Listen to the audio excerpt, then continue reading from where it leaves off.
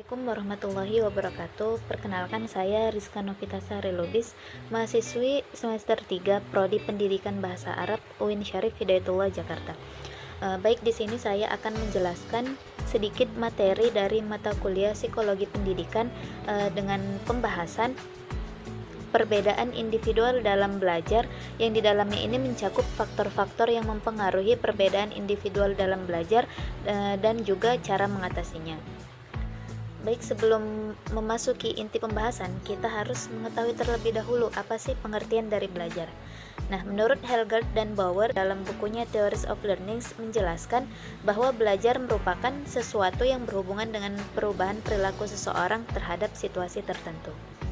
Nah, adapun perbedaan belajar adalah perbedaan pada individu yang mengacu pada variasi cara, kecepatan, dan kemampuan orang untuk menyerap informasi atau keterampilan. Setiap individu pasti memiliki gaya belajar, motivasi, latar belakang pengetahuan, serta faktor psikologis yang berbeda, yang mana kesemuanya ini pasti mempengaruhi bagaimana mereka memproses informasi, memahami konsep, dan mengingat materi. Baik, selanjutnya kita masuk ke perbedaan perkembangan individu. Jadi perbedaan perkembangan individu ini bisa disebabkan oleh dua faktor, yaitu faktor hereditas atau bawaan dan juga faktor lingkungan. Yang pertama ada faktor hereditas.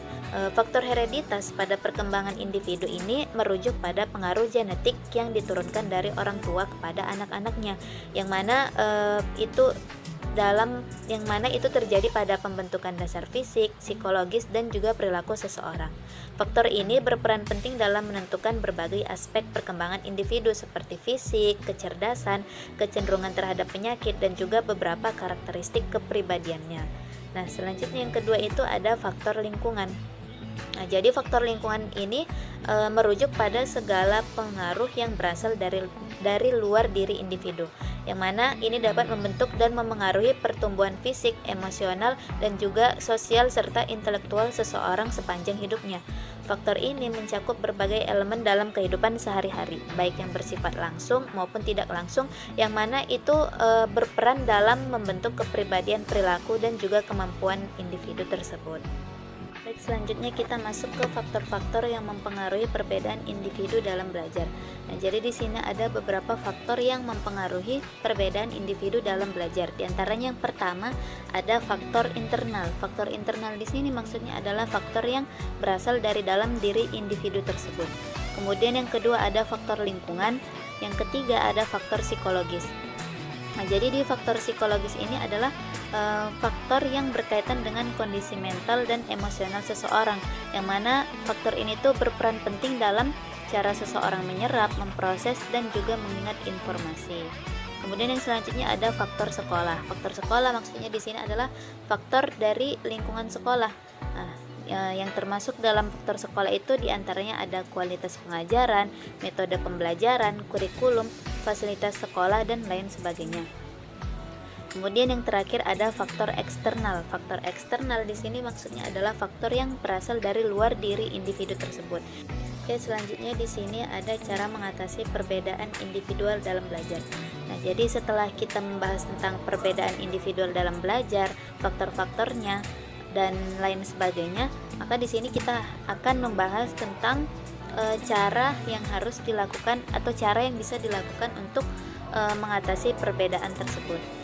Nah, jadi di sini yang pertama ada memperhatikan perbedaan kemampuan setiap siswa. Nah, jadi kita sebagai tenaga pendidik atau calon tenaga pendidik, kita harus bisa memahami apa saja perbedaan yang ada pada peserta didik. Kemudian yang kedua ada memberi motivasi kepada siswa. Kemudian selanjutnya ada berinteraksi kepada siswa dengan baik. Lalu ada memberikan perhatian lebih kepada para siswa yang kurang mahir. Selanjutnya memilih dan menyiapkan berbagai metode pembelajaran yang sesuai dengan siswa dan lain sebagainya. Kemudian terakhir di sini ada gaya belajar yang efektif. Di sini ada 7 macam gaya belajar yang efektif yang bisa digunakan untuk mengatasi perbedaan individu dalam belajar. Di antaranya itu ada bermain dengan kata, terus bermain dengan pertanyaan, bermain dengan gambar, bermain dengan musik atau nyanyian, kemudian ada belajar dengan gerak, belajar dengan bersosialisasi, dan yang terakhir ada belajar dengan kesendirian. Baiklah, sampai di sini materi yang bisa saya sampaikan. Kurang dan lebihnya saya mohon maaf. Semoga ada ilmu yang bisa diambil dari video ini. Terima kasih. Wassalamualaikum warahmatullahi wabarakatuh.